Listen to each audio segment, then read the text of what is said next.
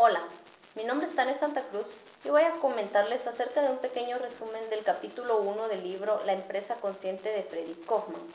Este autor trata de proponer a lo largo del libro una serie de actividades que van a formar parte de lo que él llama la dimensión consciente de una empresa.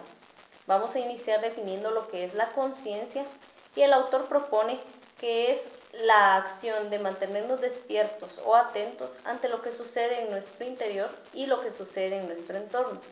Cuando nosotros somos conscientes de lo que pasa dentro de nuestro interior, vamos a poder respondernos a ciertas preguntas tales como ¿quién soy? ¿Qué es lo que me motiva a seguir adelante? ¿Qué es lo que me motiva en mi trabajo?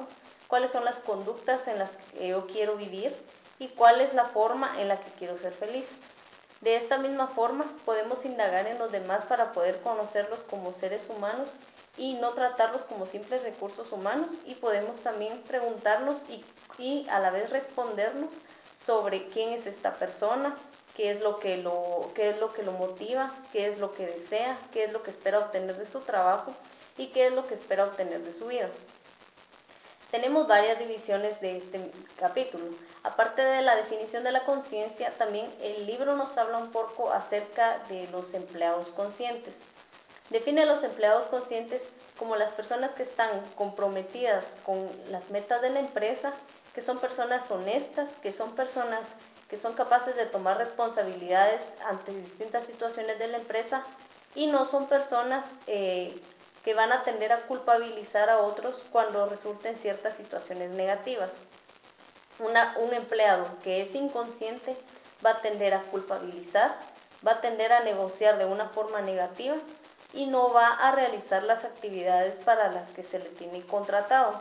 Este no es un empleado consciente porque no va a ser productivo en la forma en la que se relaciona con sus compañeros, con sus superiores, con sus subordinados, y por lo tanto los efectos negativos van a caer sobre su área y en general sobre la empresa. Esto es lo que es un empleado consciente y un empleado inconsciente. También tenemos que los directores también pueden ser conscientes o inconscientes.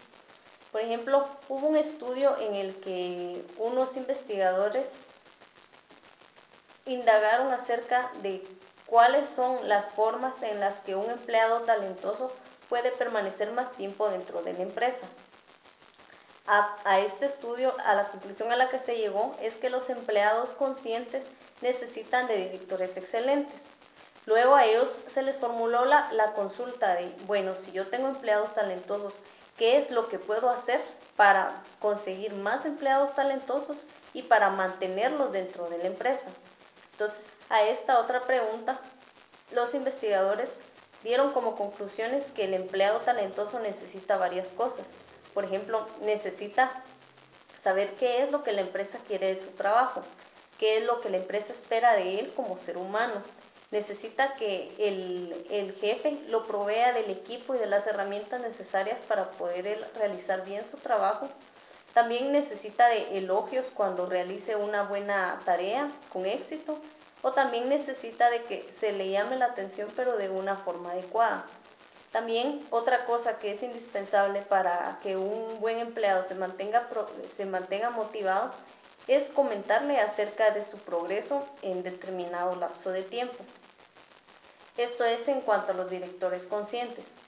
También tenemos la parte del liderazgo consciente. Todos sabemos que un líder no es una persona que sabe hacer varias actividades, ni es la persona que sabe hacer las tareas de cada uno de sus colaboradores, sino es simplemente una persona que hace bien su trabajo como líder. ¿Y cuál es su trabajo como líder? Realmente el trabajo de un líder es saber seleccionar a las personas correctas para el equipo de trabajo, saber atribuirle las tareas para las que él va a ser competente, y también va a ser crear un entorno consciente en el que las personas se puedan desarrollar y puedan desenvolverse mejor tanto personalmente como profesionalmente. Esto es en cuanto al liderazgo consciente. Sabemos que el liderazgo no es saber ser, no es saber hacer, sino saber ser. También tenemos la parte de una cultura consciente. El autor lo que habla de una cultura consciente es que, bueno, todos los seres humanos formamos parte de distintas sociedades y estas sociedades están regidas por ciertas conductas. Entonces, cuando nosotros queremos adaptarnos a cierto grupo, debemos de adaptar nuestra conducta al marco de ese grupo. Por ejemplo, toda sociedad va a estar formada de distintos ideales, de valores en común, de, por ejemplo, creencias, y todo esto debemos aplicarlo a una cultura organizacional. Para iniciar una cultura organizacional consciente, la cultura en general debe nacer de la conciencia del líder. O sea que una vez que el líder alcanza volverse una persona consciente, va a poder fundar una cultura consciente dentro de su organización. Esta es la parte de la cultura consciente. También tenemos mencionado dentro de este capítulo actitudes inconscientes. Por ejemplo, el autor define 3 tipos de actitudes inconscientes que son capaces de impactar de forma negativa o incluso hasta catastrófica dentro de una organización. La primera, él la llama la culpa incondicional. Es cuando una persona no tiene la capacidad de resolver distintas situaciones negativas, sino que va a tender a culpabilizar a sus colaboradores, a sus compañeros, a sus dirigentes o a sus subordinados. Él nunca va a tomar la responsabilidad de alguna situación que esté afectando cierta área de la empresa. Este tipo de empleados que practican la culpa incondicional no va a ser útil dentro de una cultura consciente. También otra actitud inconsciente es la parte del egoísmo esencial. Esto es cuando las personas solo se concentran en obtener gratificaciones materiales para sí mismos, entonces toda su energía la van a dirigir hacia obtener beneficios personales. Nunca van a poder integrarse hacia un equipo de trabajo con metas en común. Y tenemos la parte de la arrogancia ontológica, que esto lo que hace es que las personas creen que siempre tienen la razón y no son capaces de ser humildes y tener el valor de aceptar y de aprender cosas que personas posiblemente con más experiencia les puedan comunicar o les puedan transferir. Entonces, un ejemplo más claro de esta arrogancia es cuando tenemos un jefe arrogante que no escucha a los empleados, que quiere hacer valer su propia opinión y que no toma en cuenta las pautas que posiblemente los empleados son los más idóneos para darle con respecto al trabajo de su área. También, aparte de las actitudes inconscientes, tenemos interacciones inconscientes. Las interacciones inconscientes se pueden dar de 3 formas. Dentro de un trabajo nosotros interactuamos de 3 formas. Nos comunicamos, negociamos y también coordinamos nuestras acciones. La comunicación sabemos que debe ser honesta en todas las vías para que no se maneje información escondida, para que no se malinterpreten las cosas y para que todos los departamentos podamos fluir de la misma forma. La parte de la negociación es tratar de negociar con nuestros compañeros nuestras diferencias para poder llegar a ciertos consensos que van a permitir tomar las mejores decisiones, sin afectar los intereses míos ni los intereses de la otra parte.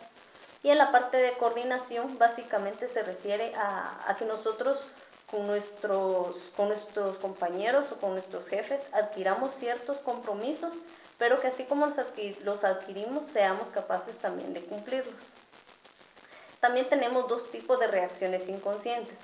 La primera es la explosión, que es cuando simplemente descargamos todas nuestras emociones de forma instintiva e impulsiva, lo cual va a ser contraproducente.